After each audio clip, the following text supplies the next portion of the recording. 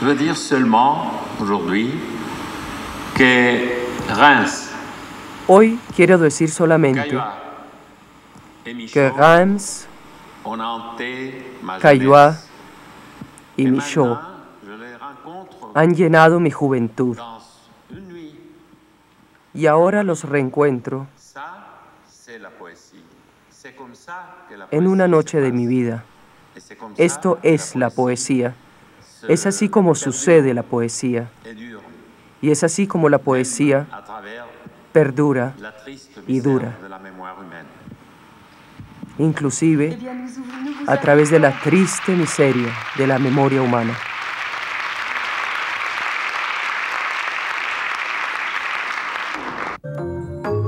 L'écrivain colombien Alvaro Muti a reçu hier soir à Reims le prix littéraire de la ville, le prix Roger Caillois. Alvaro Muti est récompensé pour l'ensemble de son œuvre publiée chez Grasset. Para nosotros Mutis es de una originalidad y exotismo absolutos. Es decir, hacer vivir a través de sus novelas personajes de aventura, dueños de burdeles, personajes que andan en barcos, que se hunden y explotan. Para nosotros en Francia, que tenemos una literatura muy sobria y mesurada, nos topamos una obra con muchos exotismos. Así el público francés está ciertamente encantado con el éxito de Mutis. Ha sido el primer lector de mis originales. Sus juicios son tan crudos, pero también tan razonados, que por lo menos 3 cuentos míos murieron en el cajón de la basura porque él tenía razón contra ellos. Yo mismo no podría decir qué tanto hay de él en casi todos mis libros, pero hay mucho.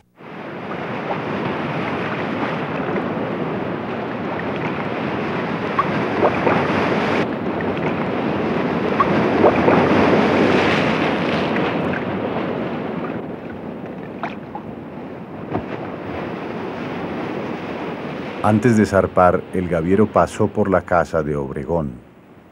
Se había creado entre ellos esa complicidad de quienes han sometido la vida a pruebas poco comunes y conocen los ocultos resortes que mueven el incierto mecanismo que los inocentes llaman azar.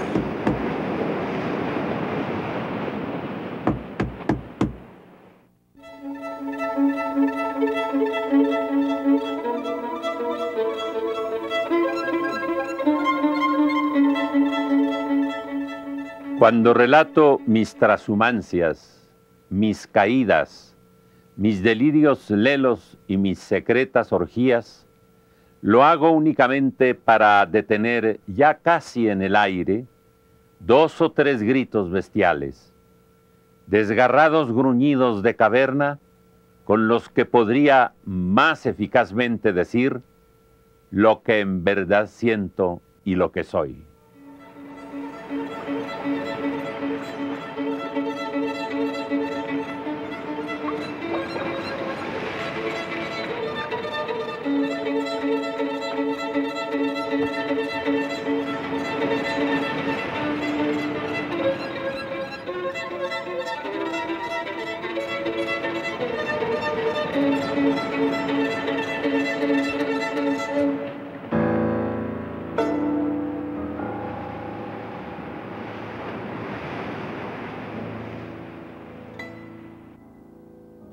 Álvaro Mutis ha escrito la mayor parte de su obra literaria en México, donde se refugió en la década de los 50. En el estudio de su casa, en el barrio San Jerónimo, escribe todos los días en una vieja Smith Corona, al amparo de uno de sus mitos tutelares, una bella mujer del siglo XVI, hija del rey Felipe II.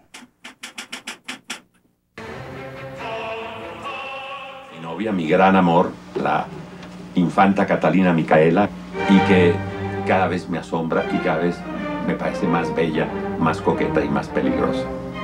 No he tenido ningún signo de ella ni de simpatía, pero claro, se trata de una infanta española, no va a entrar en ninguna clase de relación ni a hacerle guiños a un colombiano errante, ¿no?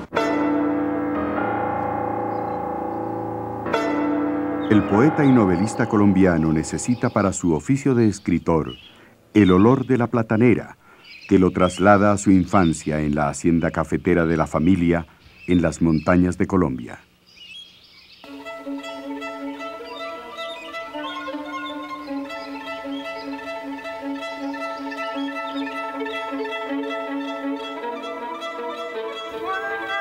Esta mata de plátano representa para mí la presencia del paisaje que me ha acompañado toda la vida. Es el paisaje de la finca de Coello. El jardín, la huerta de Coello estaba llena de matas de plátano. Y aquí ha crecido con una fidelidad para acompañarme y para apoyar mi memoria en un sitio que para mí fue el paraíso en la tierra. Hoy ha llamado en mí el griterío de las aves que pasan en verde algarabía sobre los cafetales, sobre las ceremoniosas hojas del banano, sobre las heladas espumas que bajan de los páramos, golpeando y sonando, y arrastrando consigo la pulpa del café y las densas flores de los cámbulos. Hoy algo se ha detenido dentro de mí. Un espeso remanso hace girar de pronto lenta, dulcemente, rescatado de la superficie agitada de sus aguas, ciertos días, ciertas horas del pasado a los que se aferra furiosamente la materia más secreta y eficaz de mi vida. Flotan ahora como troncos de tierno balso, en serena evidencia de fieles testigos, y a ellos me acojo en este largo presente de exilado.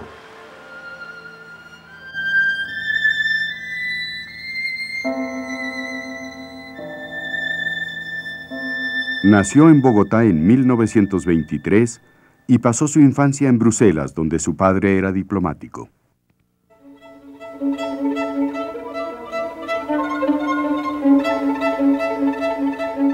Colombia era la aventura, el viaje del cual siempre regresaba. La selva, los grandes ríos, las montañas, la tierra caliente. Del contraste entre estos dos mundos, Europa y América, surge su obra. En ella el uno pierde grandeza sin el otro. Esta tensión la padecen desde el Bolívar, de su relato El último rostro, hasta el mítico Macrol el Gaviero.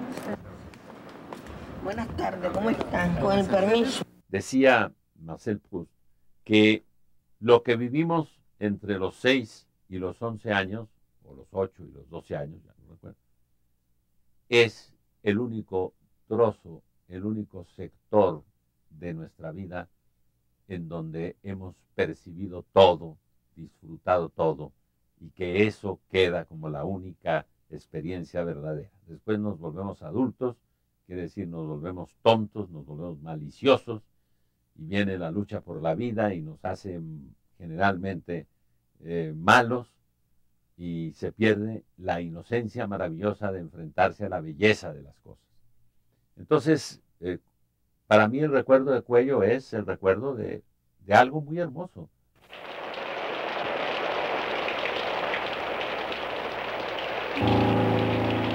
Una serpiente de luz se despereza y salta y remonta las cascadas con su verde brillo de mediodía pleno y transparente. Un inmenso caballo se encabrita en el cielo y tapa de pronto el sol. La sombra recorre vertiginosamente la tierra y opaca las carreteras por donde transitan camiones cargados de café y especias y lanas y animales. Torna la luz con renovadas energías, y el reptil comienza su ascensión por aguas privilegiadas. La voz de los hombres, sus mezquinos deseos, las más oscuras habitaciones participan generosamente de la opulenta claridad.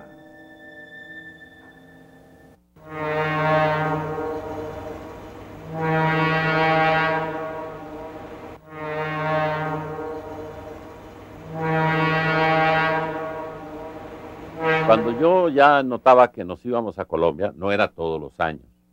Yo fui a Colombia, yo regresé de Colombia unas 3 o 4 veces durante los 11 años que viví en Bélgica. Pero cuando yo sentía que nos íbamos a Colombia, yo sentía que comenzaban unas vacaciones absolutamente prodigiosas. El viaje en barco desde Amberes a los mares tropicales era tiempo de placer. Luego se navegaba por el Pacífico hasta Buenaventura, un lugar húmedo, agobiante, donde la lluvia y el sol se mezclan todos los días.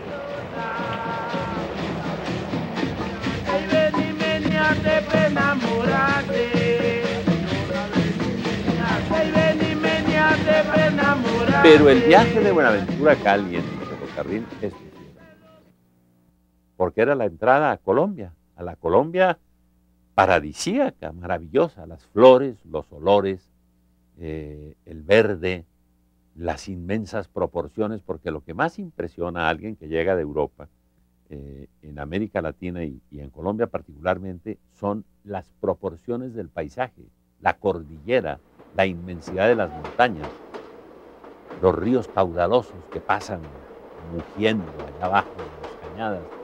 Eso me encanta.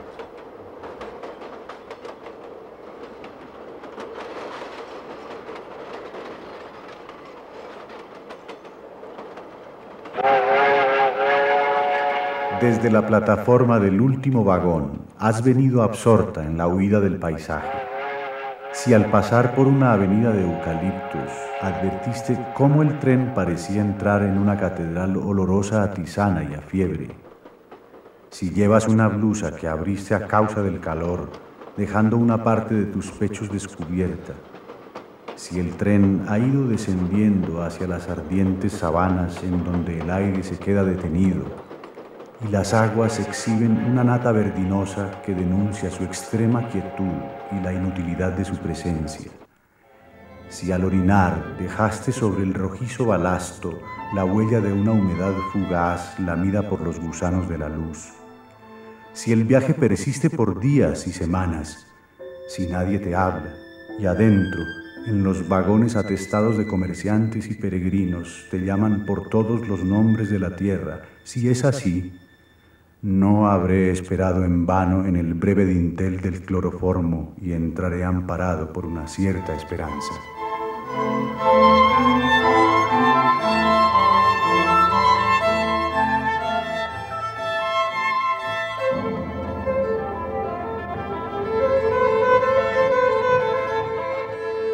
Yo nunca he participado en política, jamás, ni me ha interesado la política en absoluto.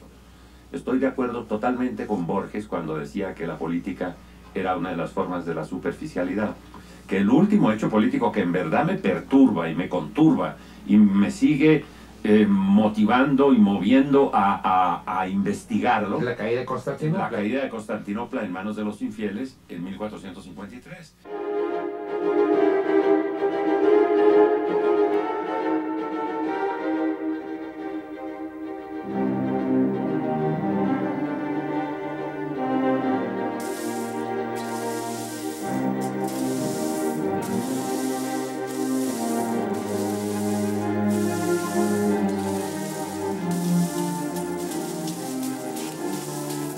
El edificio no parecía ofrecer mayor diferencia con las demás haciendas de beneficio cafetero de la región. Pero mirándolo con mayor detenimiento, se advertía que era bastante más grande, de más amplias proporciones, de una injustificada y gratuita vastedad que producía un cierto miedo. No había flores. El dueño las odiaba, y su perfume le producía una molesta urticaria en las palmas de las manos y en los muslos. La mansión se levantaba en la confluencia de dos ríos torrentosos que cruzaban el valle sembrado de naranjos, limoneros y cafetos. La cordillera alta, de un azul vegetal profundo, mantenía el valle en sombras en una secreta intimidad vigilada por los grandes árboles de coparrala y profusa floración de un color púrpura que nunca se ausentaba de la coronada cabeza que daba sombra a los cafetales. La hacienda se llamaba Araucaíma.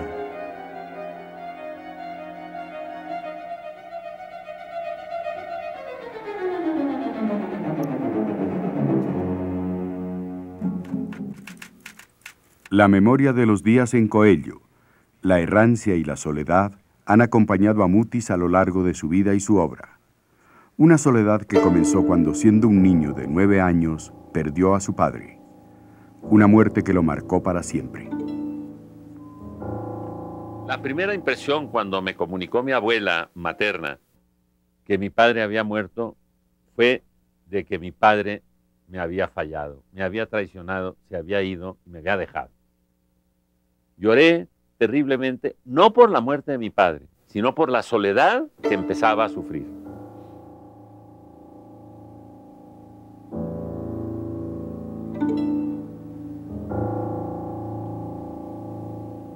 Pasados los días, el Gaviero inició, sin propósito deliberado, un examen de su vida, un catálogo de miserias y errores, de sus precarias dichas y de sus ofuscadas pasiones.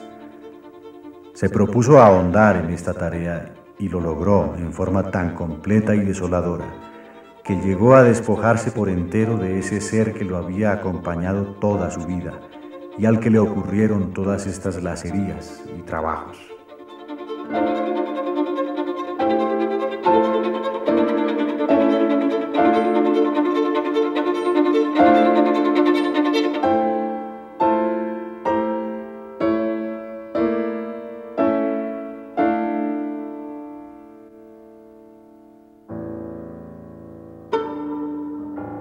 Mi madre fue una mujer muy bella y ella sabía que lo era y cultivaba su belleza.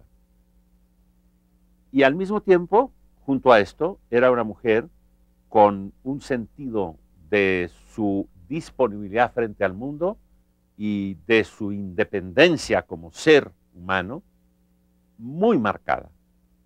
Yo no conocía a nadie que le estableciera reglas a mi madre, ni decretos, ni principios a los que tenía que acogerse sin su juicio. Mi madre le encantaba el juego. Jugaba póker, jugaba bridge, jugaba lo que fuera. Verás como todos te esperan ansioso, mi blanca casita y el viejo rosal, y como de nuevo alivia su pena, vestido de fiesta, mi lindo arrabal. Rinconcito arrabalero con el caldo de... Era muy alegre, le encantaba la música, tenía una gran debilidad por los tangos de Gardel, que era entonces la música, y por la música francesa de ese momento, Charles Trenet. Ce soir, le vent qui frappe à ma porte me parle des amours mortes devant le feu qui s'éteint. Ce soir... Veníamos con mi madre aquí a visitar una tía de mi madre y se había casado con un hombre inmensamente rico, no tuvieron hijos. Tomaban una suite en un hotel, la decoraban con magníficos cuadros de pintura francesa de los pequeños impresionistas como Boudin, como Marquet, y vivían allí 6 meses, 5 meses, lo que fuera. De allí pues, se movían a Roma, después iban a Londres y así vivieron toda la vida. Ellos querían mucho a mi madre, la invitaban a París y mi madre me traía. Para mí ese viaje era el deslumbramiento total. Des rendez-vous, un souvenir qui me poursuit sans cesse. Bonheur fané, cheveux au vent, baisers volés, rêve mouvant. Que reste-t-il de tout cela? Doña Carolina quedó viuda a los 30 años. Joven y bella asumió los negocios de la familia, la finca cafetera de Coello en primer lugar.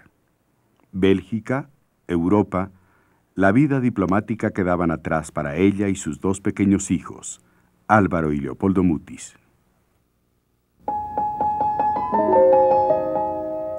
Después de la muerte del padre, la familia debe radicarse en Bogotá. En aquella época, en los 30, Bogotá era una ciudad parroquial, fría, aburrida.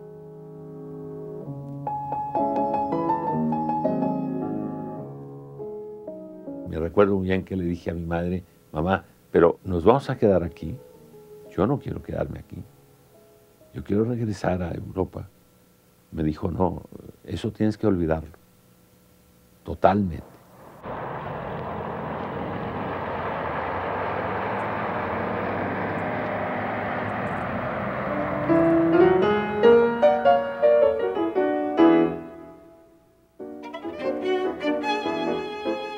Los mejores momentos eran los viajes a la Tierra Caliente.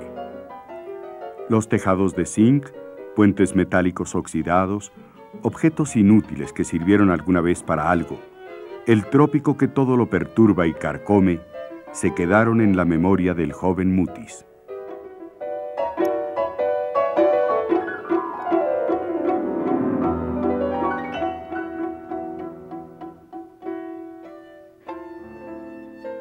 Yo sigo escribiendo las 7 novelas que he escrito, las he escrito con los mismos elementos, con el mismo idioma, con las mismas obsesiones, con los mismos demonios, con las mismas nostalgias y amores con que escribí mi poesía. Y es el mismo paisaje.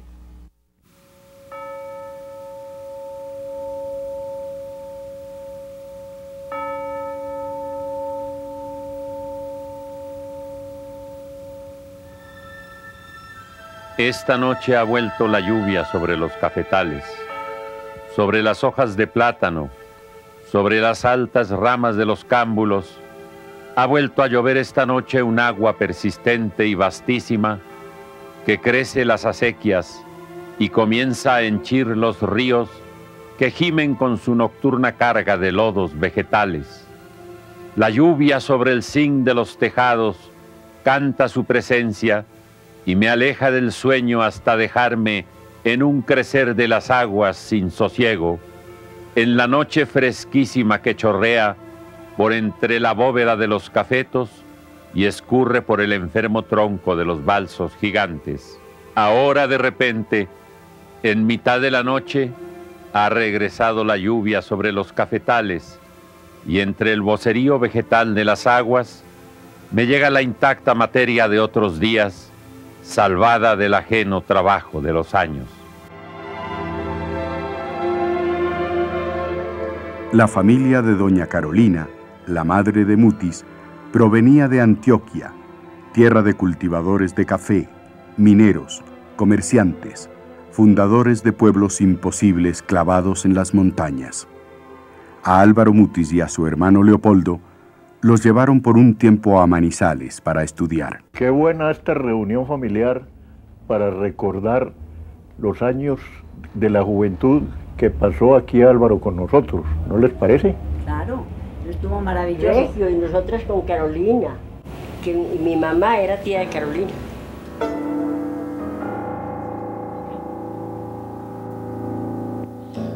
Era mi familia. Es decir, era el tipo de gente que estaba más identificada conmigo. Para mí era regresar a lo mío. Esta hacienda de la Florida era una hacienda de mi tía Soledad. Esta tía que vivía en París y en Europa la mayor parte del tiempo, cuando iban a Colombia y se quedaban en la Florida, que era una hacienda de una belleza extraordinaria. De regreso a la fría Bogotá, Mutis se traía la tierra caliente adentro. Se protegía así de una ciudad que siempre sintió extraña. Cuando Europa había quedado atrás, la primera reacción que le despertó el regreso a Colombia fue un rechazo al estudio. De un internado a otro, de fracaso en fracaso, Mutis llegó al Colegio del Rosario, un claustro tradicional de Bogotá, donde había sido profesor a comienzos del siglo pasado su ilustre pariente español, el sabio monje botánico José Celestino Mutis.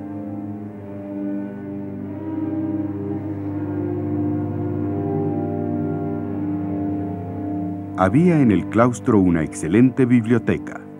En ella Mutis leía mucho, pero no estudiaba. Abandonó el colegio.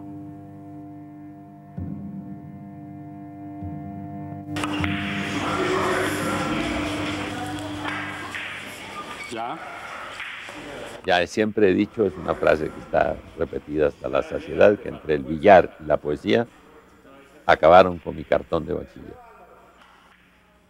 Uno tiene la imagen, el ambiente y las supuestas palabras con las que se va a hacer el poema. Hay que sentarse y escribirlo. En la mesa verde están las bolas dispuestas en una forma y depende de nosotros de una armonía y de un golpe y de una certeza de dirigir la bola en una forma determinada, el hacer la carambola. O sea que se hacen carambolas en poesía y se hacen carambolas en billar.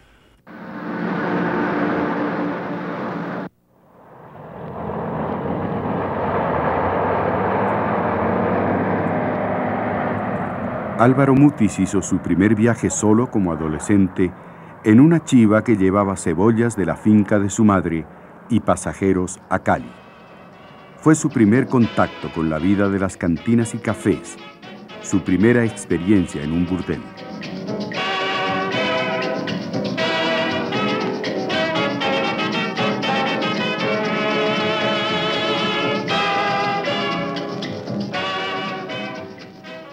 Sí, en Cali precisamente. Tengo un muy buen recuerdo. Unas mujeres muy simpáticas, muy obviamente acogedoras, pues, si no estarían allí. Pero nunca me sentí allí contraviniendo ninguna regla ni estando en contra de ningún principio de ninguna especie. Eso se lo debo en una inmensa parte, creo, a mi madre, que era el no calificar y el no juzgar. Entonces fue una buena experiencia. Buenas. Maestro, ¿Qué hay? ya está programado. Ah, bueno. Muy bien. Muy bien.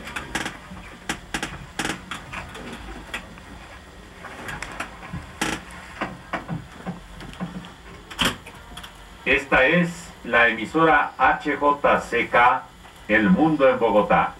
Yo he sido toda la vida un hombre de radio. Comencé en la Radiodifusora Nacional de Colombia como locutor de noticias y radioactor. En las dos actividades tuve satisfacciones enormes.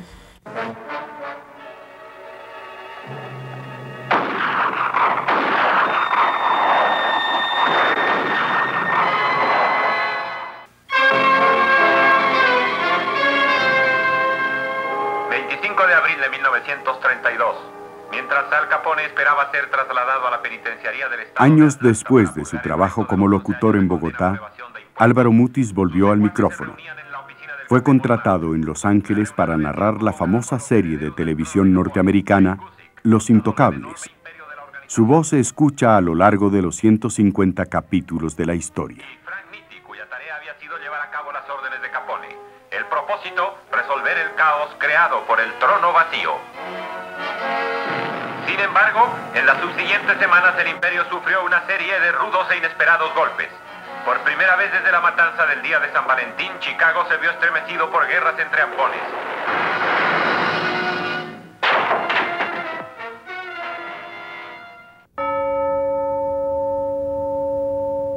Esta pieza de hotel donde ha dormido un asesino, esta familia de acróbatas con una nube azul en las pupilas, este delicado aparato que fabrica gardenias, esta oscura mariposa de torpe vuelo, este rebaño de alces han viajado juntos mucho tiempo y jamás han sido amigos. Tal vez formen en el cortejo de un sueño inconfesable o sirvan para conjurar sobre mí la tersa paz que deslíe los muertos. A los 18 años trabaja en la radio como comentarista de libros. A los 24, en 1948, publica su primer libro de poesía. Entra a ejercer como publicista. Cuando hubo que vender Cuello, porque lo invadieron la guerrilla en forma artificial para unos compradores, metieron los guerrilleros, que es un viejo truco que en Colombia sucede con mucha frecuencia, para comprar a bajo precio. Y ya yo tenía que encargarme de mi vida, estaba recién casado. Escogí con toda frialdad, podría decir, el campo de las relaciones públicas, el campo de la publicidad primero. Lo hice fríamente, sin que eso me interesara particularmente, sino sencillamente para dividir mi vida en dos campos. La actividad que me iba a dar para vivir y que me dejara todo el tiempo para escribir y para seguir leyendo y para seguir formándome en el mundo de las letras. Eso siempre lo tuve dividido. Yo nunca, por ejemplo, he trabajado para un periódico, jamás he escrito regularmente para un periódico, no he recibido jamás un salario de un periódico.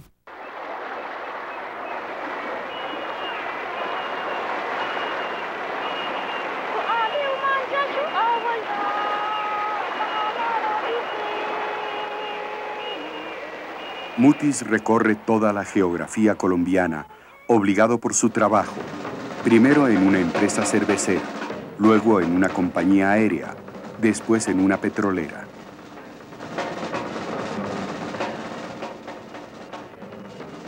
Estos viajes completaron el material básico de su obra, el desarraigo de Macrol y su concepto sobre la inutilidad del hacer humano. La errancia se convierte para Mutis en un oficio que lo confronta con el peligro, con la aventura, con la muerte.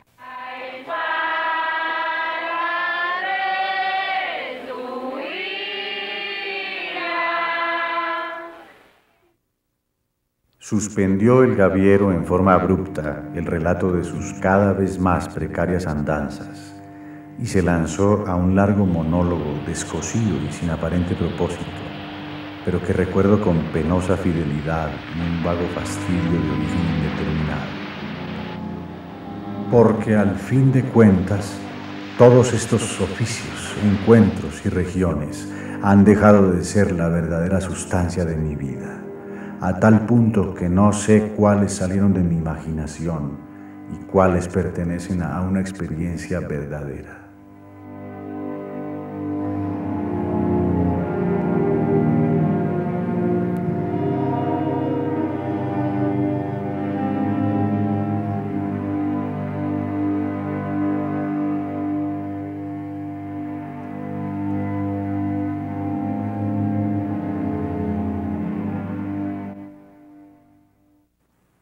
En la ESO, una filial de la Standard Oil Company donde trabajó varios años, Mutis manejaba un presupuesto de publicidad y otro de contribuciones.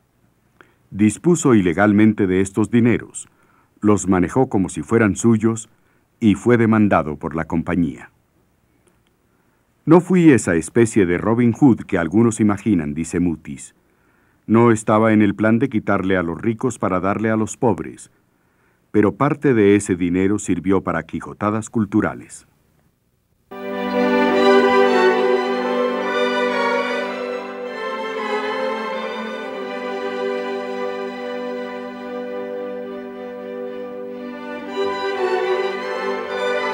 México ha sido desde siempre tierra de exiliados.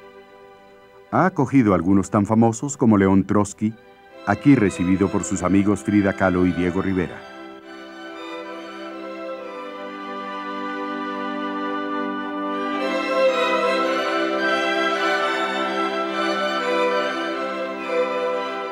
Demandado penalmente en Colombia, Álvaro Mutis también decidió irse a México. Yo había estado en México como turista en 1953. Vine con dos amigos muy queridos. Pasamos un par de semanas inolvidables. Me encantó el país. Y en este país, la compañía para la que yo trabajaba, que era la Standard Oil, había sido desplazada y desalojada por el general Lázaro Cárdenas. Yo no pensé todas estas cosas con tal precisión, pero en Francia, a donde hubiera ido inmediatamente, era yo mucho más vulnerable, o en Bélgica, muchísimo más vulnerable, que en México, que me daba la impresión que era un país en donde finalmente todo se podía negociar.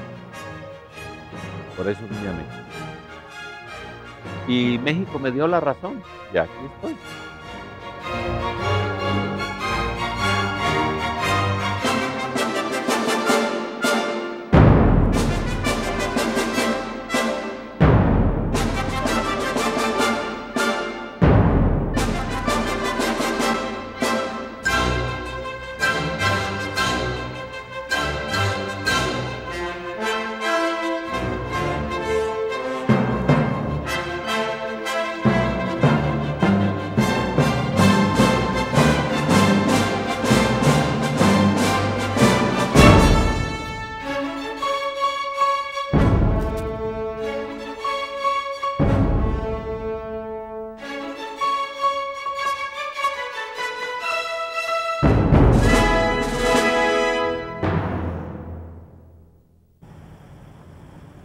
Recuerdo bastante marcado y fuerte de mi llegada a México. Yo a este hotel llegué del aeropuerto, sin saber qué iba a ser de mí, sin tener la menor idea de cómo iba a ser el día siguiente. Y tengo el placer de ver que el hotel no ha cambiado. De aquí al día siguiente, a los 2 días, vi que había una exposición de Diego Rivera que se inauguraba en esos días, que estaba en Bellas Artes.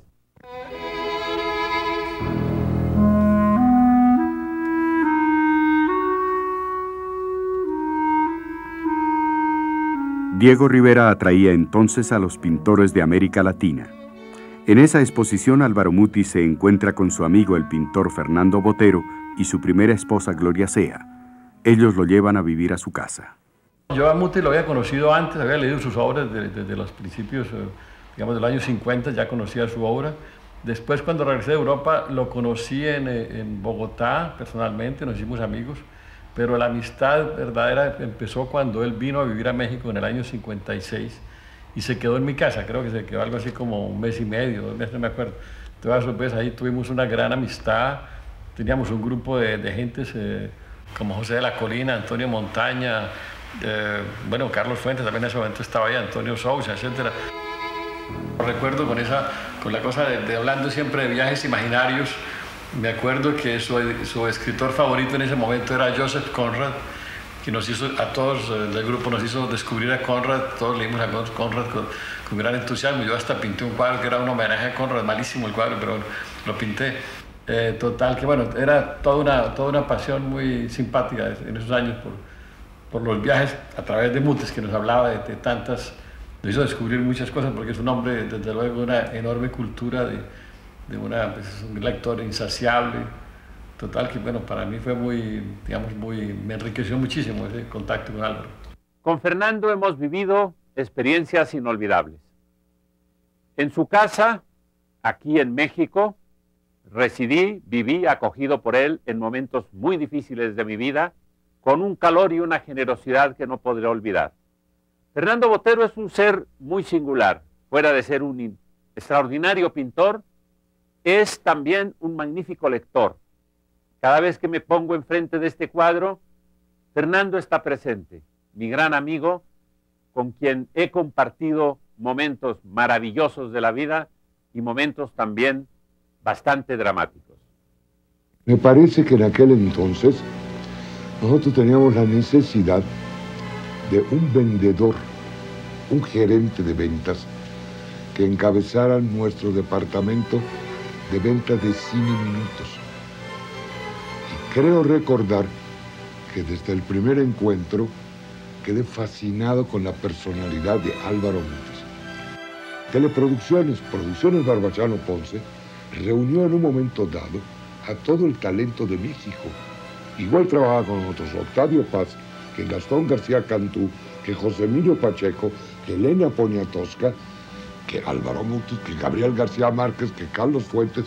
O sea, era todo un equipo de gentes que hacía además todos ellos sus primeras armas con el cine. Era una maravilla.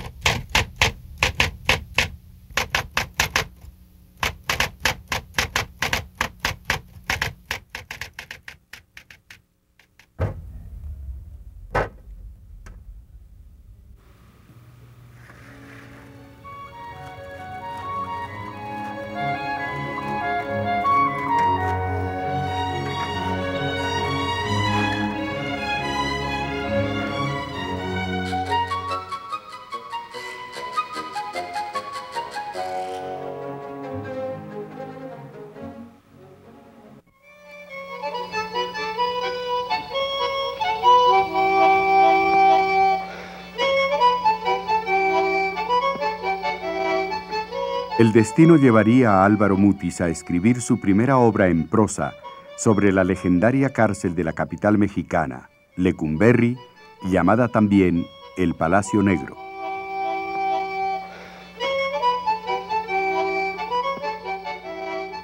En esta cárcel fue recluido en 1958, 3 años después de su llegada a México. La demanda de la ESO y la Standard Oil Company surtió efecto.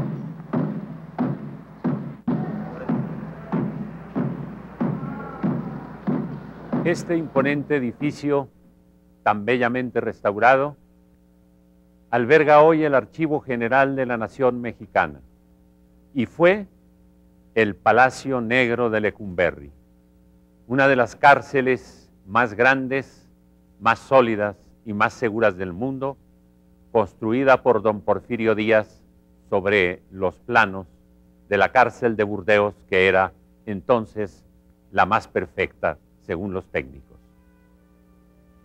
Aquí estuve 15 meses preso. Aquí tuve una experiencia que marcó para siempre mi vida. Hasta el último día que esté yo vivo en el mundo, estará presente la sombra de este palacio.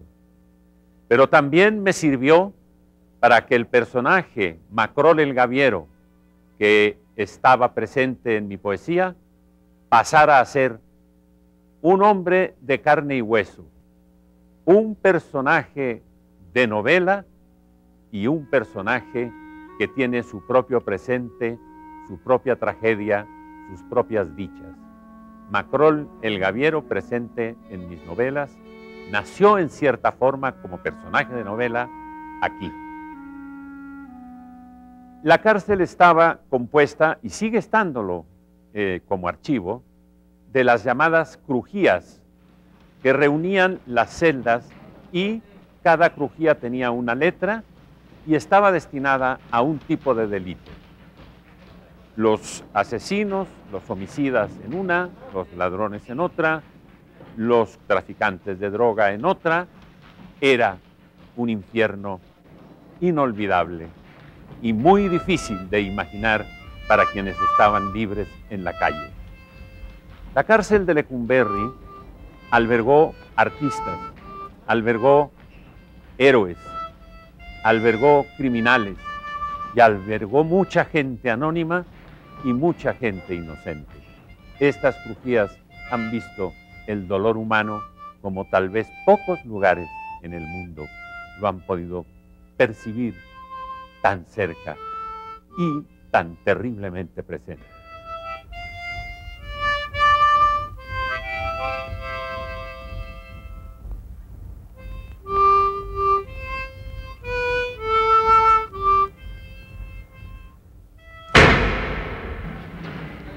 No soy su juez. Soy la persona encargada de cuidarlos. Aquí eran las celdas de castigo. Se traía a los delincuentes presos cuya peligrosidad no permitía que convivieran con los demás presos. Eran gente realmente, muchos de ellos enfermos mentales, asesinos, sin piedad.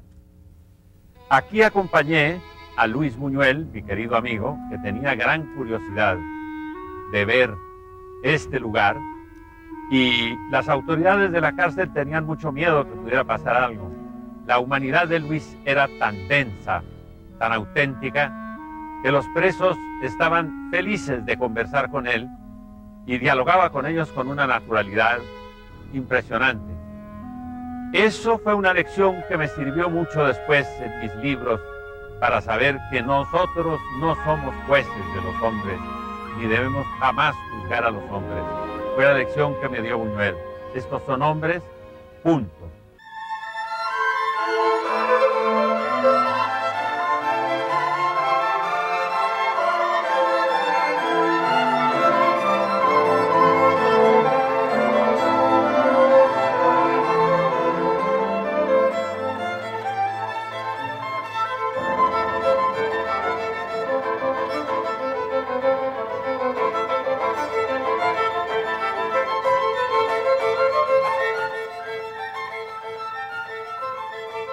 Al salir de la prisión en 1959, Mutis continuó su trabajo con la productora de cine de los Barbachán.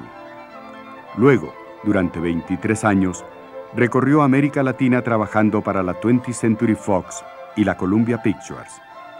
En 1988, a los 66 años, se retira. Se dedica a la novedosa experiencia de no hacer otra cosa que leer y escribir. Desde entonces a hoy, ha publicado 6 novelas traducidas en varios países, en donde él le toma cuentas a su vida.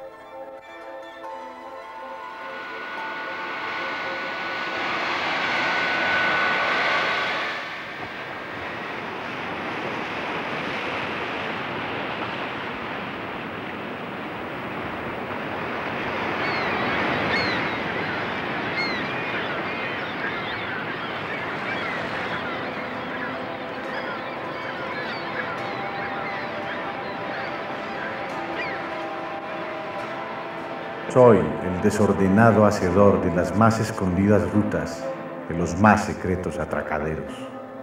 De su inutilidad y de su ignota ubicación se nutren mis días. Guarda ese pulido guijarro. A la hora de tu muerte podrás acariciarlo en la palma de tu mano y ahuyentar así la presencia de tus lamentables errores, cuya suma borra de todo posible sentido tu vana existencia. Sigue a los navíos, sigue las rutas que surcan las gastadas y tristes embarcaciones. No te detengas, evita hasta el más humilde fondeadero, remonta los ríos, desciende por los ríos, confúndete en las lluvias que inundan las sabanas, niega toda orilla.